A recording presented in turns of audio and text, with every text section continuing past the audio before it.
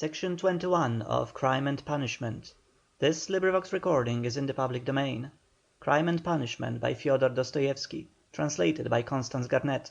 Part 4, Chapter 1. Can this still be a dream? Raskolnikov thought once more. He looked carefully and suspiciously at the unexpected visitor. Svidrigailov! What nonsense!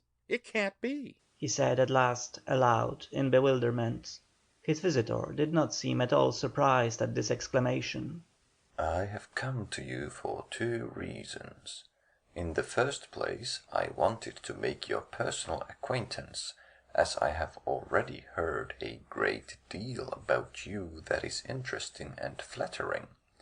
Secondly, I cherish the hope that you may not refuse to assist me in a matter directly concerning the welfare of your sister, Avdotia Romanovna, for without your support she might not let me come near her now, for she is prejudiced against me, but with your assistance I reckon on. You reckon wrongly, interrupted Raskolnikov. They only arrived yesterday, may I ask you? Raskolnikov made no reply. It was yesterday, I know. I only arrived myself the day before. Well, let me tell you this, Rodion Romanovich. I don't consider it necessary to justify myself, but kindly tell me what was there particularly criminal on my part in all this business, speaking without prejudice, with common sense. Raskolnikov continued to look at him in silence. That in my own house I persecuted a defenceless girl and insulted her with my infamous proposals. Is that it? I am anticipating you. But you have only to assume that I, too, am a man et nihil humanum, in a word, that I am capable of being attracted and falling in love, which does not depend on our will. Then everything can be explained in the most natural manner. The question is, am I a monster, or am I myself a victim? And what if I am a victim?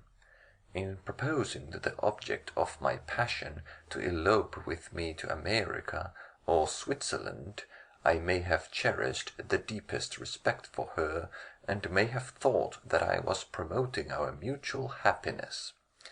Reason is the slave of passion. You know why, probably. I was doing more harm to myself than anyone. But that's not the point, Raskolnikov interrupted with disgust. It's simply not whether you are right or wrong. We dislike you. We don't want to have anything to do with you. We show you the door. Get out. Svidrigailov broke into a sudden laugh. But there is no getting round you, he said, laughing in the frankest way. I hoped to get round you, but you took up the right line at once. But you are trying to get round me still. What of it? What of it? cried Svidrigailov, laughing openly. But this is what the French call bonne guerre, and the most innocent form of deception. But still you have interrupted me, one way or another.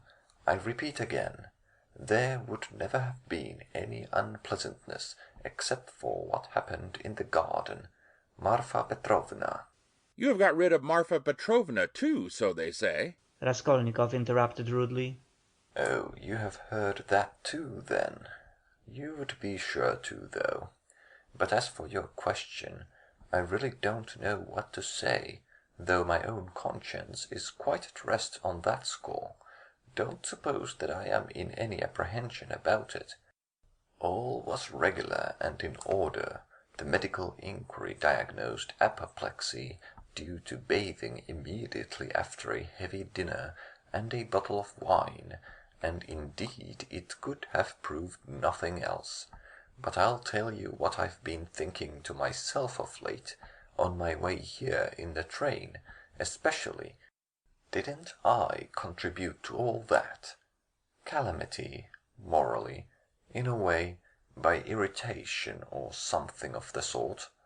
but I came to the conclusion that too, was quite out of the question. Raskolnikov laughed. I wonder you trouble yourself about it. But what are you laughing at? Only consider, I struck her just twice with a switch. There were no marks even. Don't regard me as a cynic, please. I'm perfectly aware how atrocious it was of me, and all that, but I know for certain, too, that Marfa Petrovna was very likely pleased at my, so to say, warmth. The story of your sister had been wrung out to the last drop. For the last 3 days Marfa Petrovna had been forced to sit at home. She had nothing to show herself with in the town. Besides, she had bored them so with that letter, you heard about her reading the letter, and all of a sudden those 2 switches fell from heaven. Her first act was to order the carriage to be got out. Not to speak of the fact that there are cases when women are very, very glad to be insulted in spite of all their show of indignation. There are instances of it with everyone. Human beings in general, indeed, greatly love to be insulted. Have you noticed that? But it's particularly so with women. One might even say it's their only amusement. At one time Raskolnikov thought of getting up and walking out and so finishing the interview, but some curiosity and even a sort of prudence made him linger for a moment. You are fond of fighting? He asked carelessly. No, not very. Svidrigaïlov answered calmly. And Marfa Petrovna and I scarcely ever fought. We lived very harmoniously, and she was always pleased with me. I only used to whip twice in all our 7 years, not counting a third occasion of a very ambiguous character. The first time, 2 months after our marriage, immediately after we arrived in the country, and the last time was that of which we are speaking. Did you suppose I was such a monster, such a reactionary, such a slave driver? Ha ha! By the way, do you remember, Rodion Romanovich, how a few years ago, in those days of beneficent publicity, a nobleman, I've forgotten his name, was put to shame everywhere, in all the papers, for having trashed a German woman in the railway train? You remember? It was in those days, that very year, I believe, the disgraceful action of the age took place. You know, the Egyptian nights, that public reading, you remember? The dark eyes, you know. Ah, the golden days of our youth, where are they? Well, as for the gentleman who thrashed the German, I feel no sympathy with him, because after all what need is there for sympathy? But I must say there are sometimes such provoking Germans that I don't believe there is a progressive who could quite answer for himself. No one looked at the subject from that point of view then, but that's the truly humane point of view, I assure you. After saying this, Svidrigaïlov broke into a sudden laugh again. Raskolnikov saw clearly that this was a man with a firm purpose in his mind and able to keep it to himself. I expect you've not talked to anyone for some days. He asked. Scarcely anyone. I suppose you're wondering at my being such an adaptable man. No, I am only wondering at your being too adaptable a man. Because I'm not offended at the rudeness of your questions? Is that it? But why take offence? As you asked, so I answered. He replied with a surprising expression of simplicity. You know, there's hardly anything I take interest in. He went on, as it were dreamily. Especially now, I have nothing to do.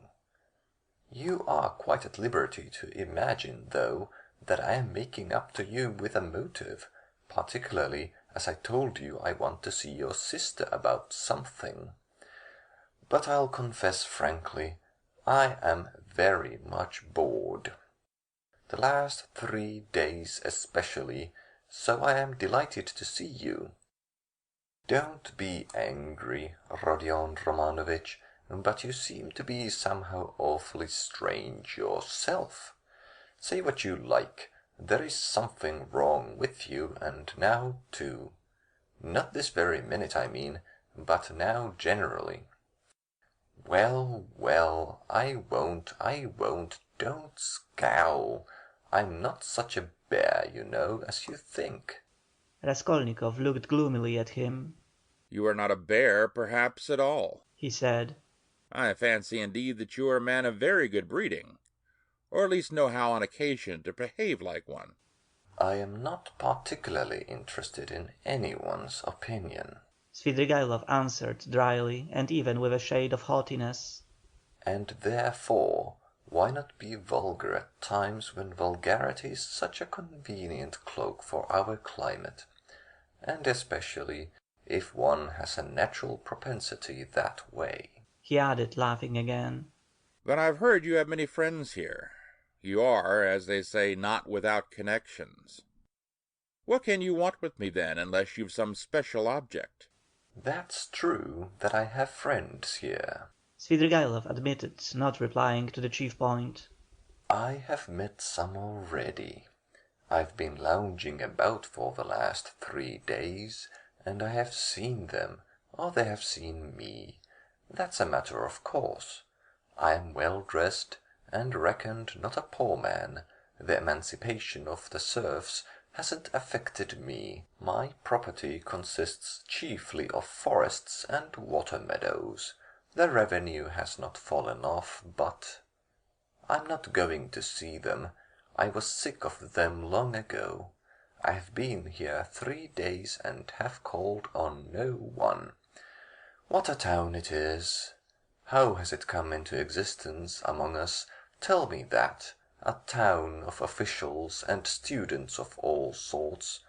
Yes, there's a great deal I didn't notice when I was here 8 years ago, kicking up my heels. My only hope now is in anatomy. By Jove, it is. Anatomy? But as for these clubs, dassaults, parades, or progress, indeed maybe. Well, all that can go on without me. He went on, again without noticing the question. Besides, who wants to be a card sharper? Why, have you been a card sharper, then? How could I help being? There was a regular set of us, men of the best society, 8 years ago. We had a fine time.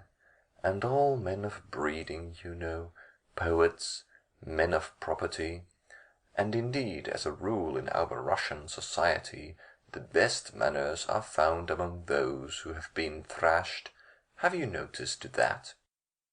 I have deteriorated in the country, but I did get into prison for debt through a low Greek who came from Nezhin. Then Marfa Petrovna turned up. She bargained with him and bought me off for 30,000 silver pieces. I owed 70,000. We were united in lawful wedlock, and she bore me off into the country like a treasure. You know she was 5 years older than I. She was very fond of me. For 7 years I never left the country, and take note that all my life she held a document over me, the IOU, for 30,000 roubles, so if I were to elect to be restive about anything, I should be trapped at once, and she would have done it.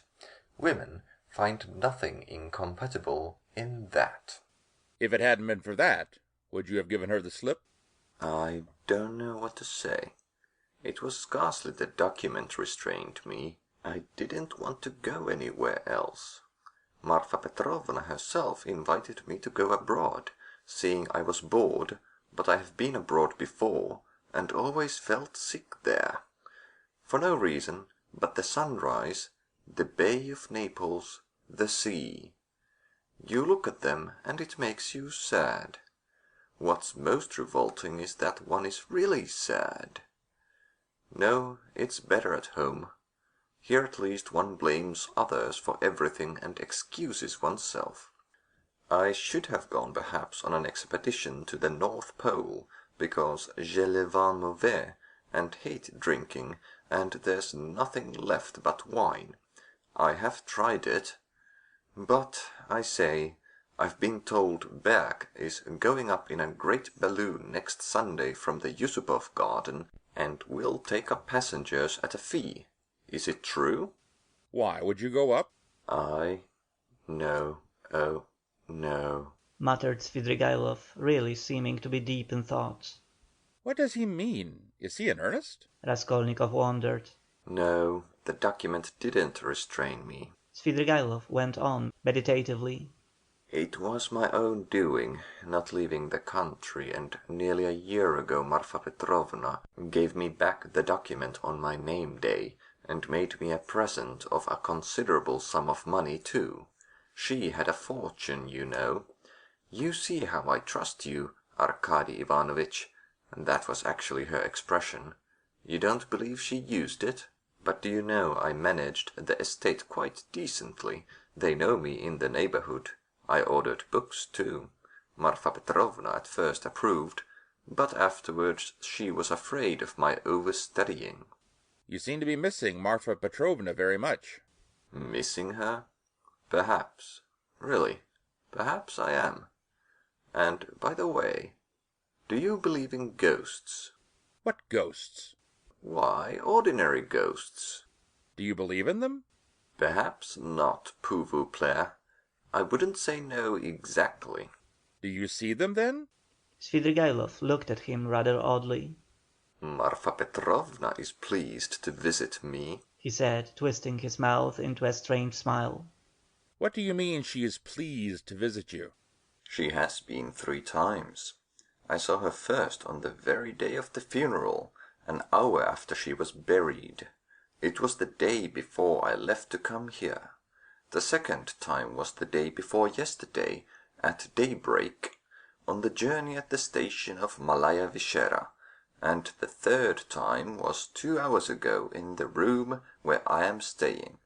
I was alone. Were you awake? Quite awake. I was wide awake every time. She comes, speaks to me for a minute, and goes out at the door. Always at the door. I can almost hear her.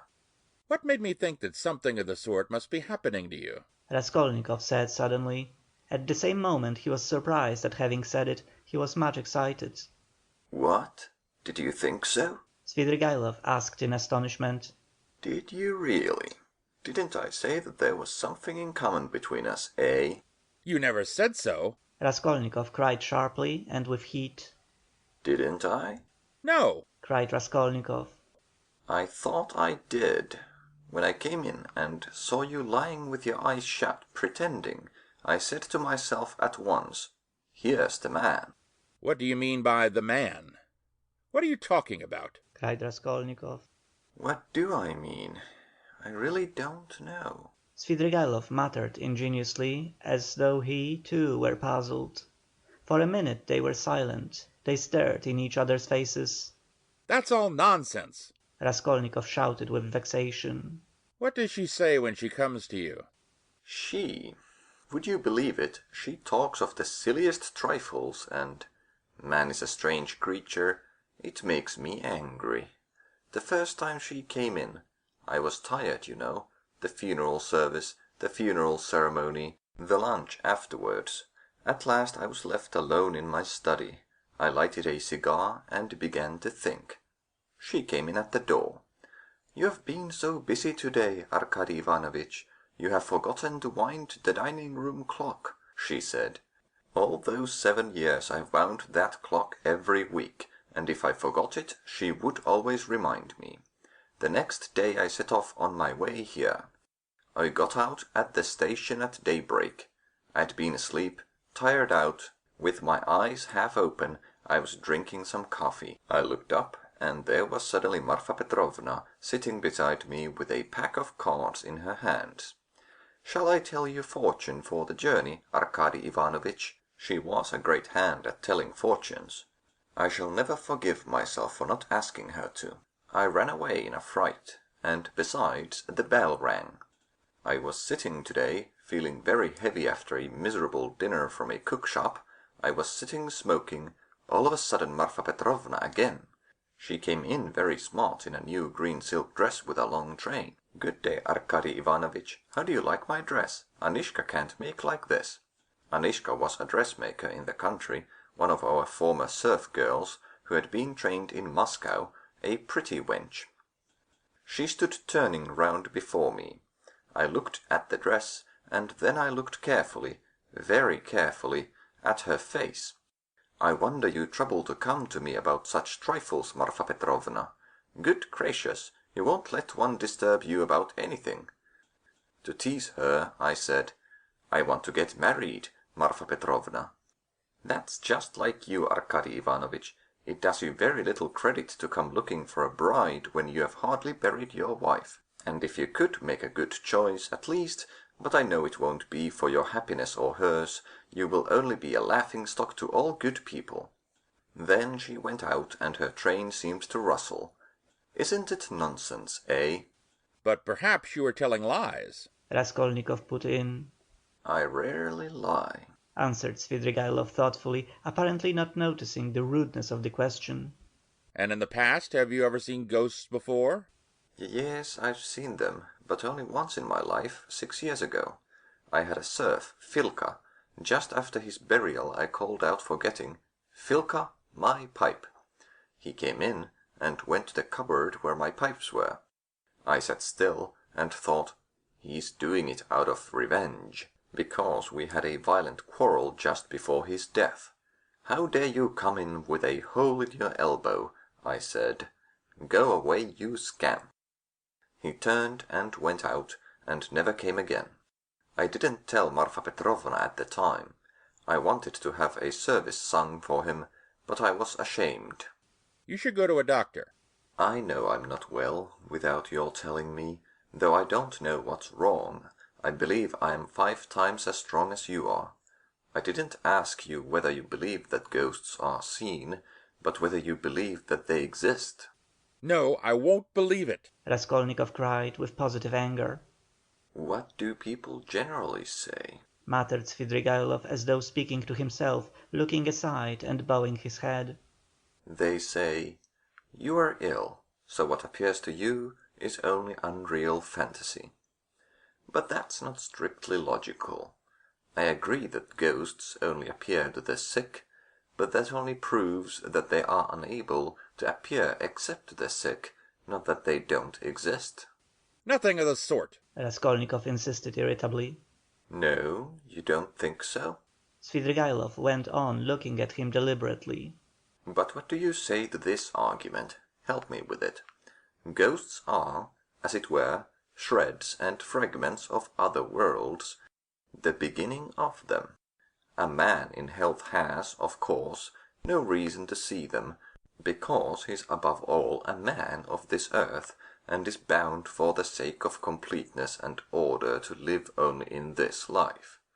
But as soon as one is ill, as soon as the normal earthly order of the organism is broken, one begins to realize the possibility of another world, and the more seriously ill one is, the closer becomes one's contact with that other world, so that as soon as the man dies he steps straight into that world. I thought of that long ago. If you believe in a future life, you could believe in that too." I don't believe in a future life," said Raskolnikov. Svidrigaïlov sat lost in thought. "And what if there are only spiders there, or something of that sort?" he said suddenly. He is a madman, thought Raskolnikov. "We always imagine eternity as something beyond our conception, something vast, vast. But why must it be vast?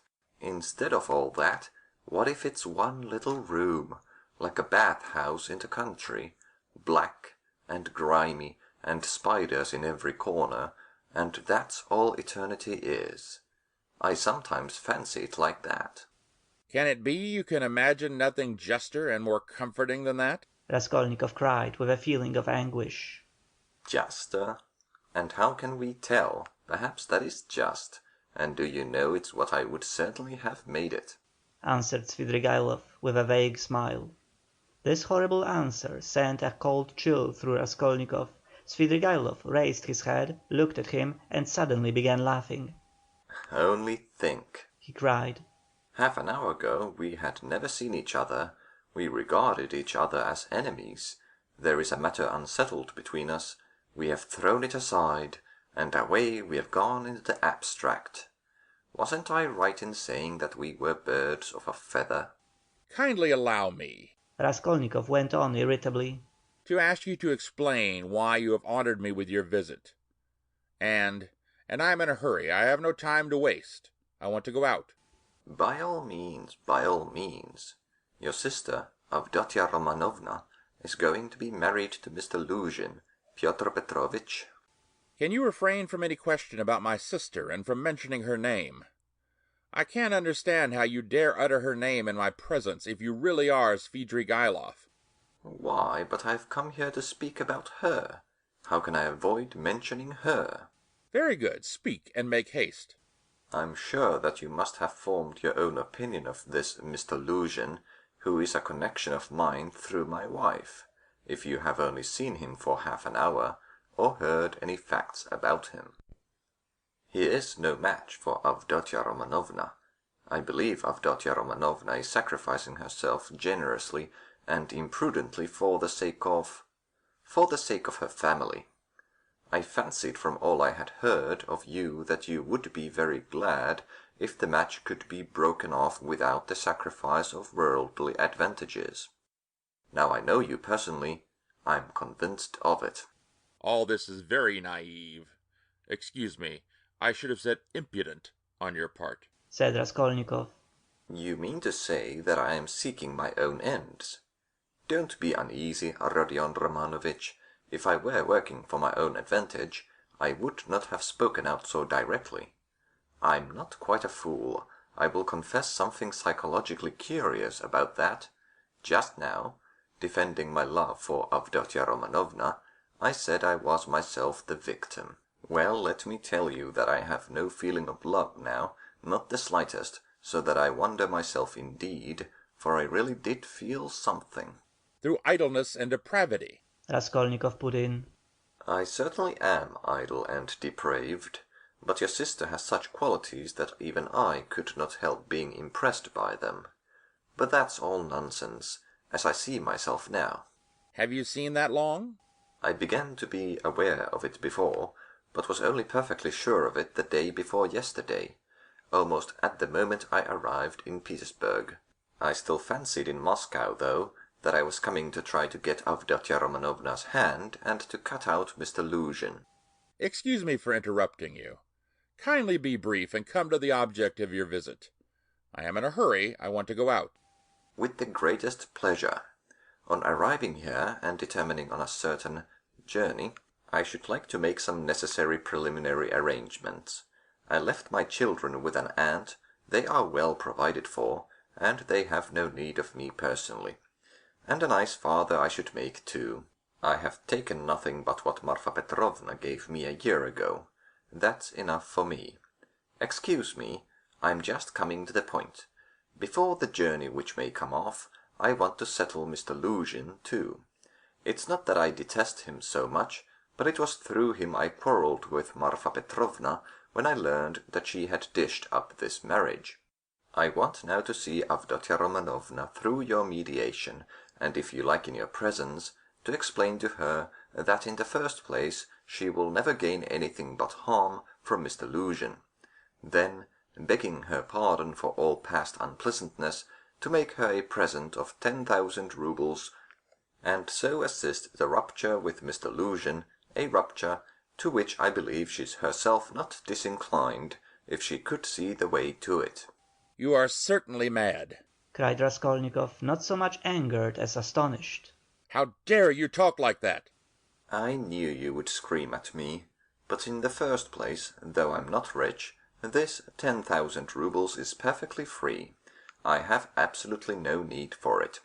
If Avdotya Romanovna does not accept it, I shall waste it in some more foolish way. That's the first thing. Secondly, my conscience is perfectly easy. I make the offer with no ulterior motive. You may not believe it, but in the end Avdotya Romanovna and you will know. The point is that I did actually cause your sister, whom I greatly respect, some trouble and unpleasantness, and so, sincerely regretting it, I want, not to compensate, not to repay her for the unpleasantness, but simply to do something to her advantage, to show that I'm not, after all, privileged to do nothing but harm. If there were a millionth fraction of self-interest in my offer, I should not have made it so openly, and I should not have offered her 10,000 only, when 5 weeks ago I offered her more. Besides, I may, perhaps, very soon marry a young lady, and that alone ought to prevent suspicion of any design on Avdotya Romanovna. In conclusion, let me say that in marrying Mr. Luzhin she is taking money just the same, only from another man. Don't be angry, Rodion Romanovich. Think it over coolly and quietly." Svidrigaïlov himself was exceedingly cool and quiet as he was saying this. "I beg you to say no more," said Raskolnikov. "In any case, this is unpardonable impertinence." "Not in the least. Then a man may do nothing but harm to his neighbour in this world, and is prevented from doing the tiniest bit of good by trivial conventional formalities. That's absurd. If I died, for instance, and left that sum to your sister in my will, surely she wouldn't refuse it?" "Very likely she would." "Oh, no, indeed. However, if you refuse it, so be it, though 10,000 roubles is a capital thing to have on occasion. In any case, I beg you to repeat what I have said to Avdotya Romanovna." "No, I won't." "In that case, Rodion Romanovich, I shall be obliged to try and see her myself and worry her by doing so." "And if I do tell her, will you not try to see her?" "I don't know really what to say. I should like very much to see her once more." "Don't hope for it." "I'm sorry, but you don't know me. Perhaps we may become better friends." "You think we may become friends?" "And why not?" Svidrigaïlov said, smiling. He stood up and took his hat. "I didn't quite intend to disturb you, and I came here without reckoning on it, though I was very much struck by your face this morning." "Where did you see me this morning?" Raskolnikov asked uneasily. "I saw you by chance. I kept fancying there is something about you like me. But don't be uneasy. I'm not intrusive. I used to get on all right with card sharpers, and I never bored Prince Svirbey, a great personage who is a distant relation of mine, and I could write about Raphael's Madonna in Madame Prilukov's album, and I never left Marfa Petrovna's side for 7 years, and I used to stay the night at Vyazemsky's house in the Haymarket in the old days, and I may go up in a balloon with Berg, perhaps." "Oh, all right. Are you starting soon on your travels, may I ask?" "What travels?" "Why, on that journey. You spoke of it yourself." "A journey? Oh, yes. I did speak of a journey. Well, that's a wide subject. If only you knew what you are asking," he added, and gave a sudden, loud, short laugh. "Perhaps I'll get married instead of the journey. They're making a match for me." "Here?" "Yes." "How have you had time for that?" "But I'm very anxious to see Avdotya Romanovna once. I earnestly beg it. Well, good-bye for the present. Oh, yes, I have forgotten something. Tell your sister, Rodion Romanovich, that Marfa Petrovna remembered her in her will, and left her 3,000 roubles. That's absolutely certain. Marfa Petrovna arranged it a week before her death, and it was done in my presence. Avdotya Romanovna will be able to receive the money in 2 or 3 weeks." "Are you telling the truth?" "Yes, tell her. Well, your servant. I'm staying very near you." As he went out, Svidrigaïlov ran up against Razumихин in the doorway. End of Part 4, Chapter 1.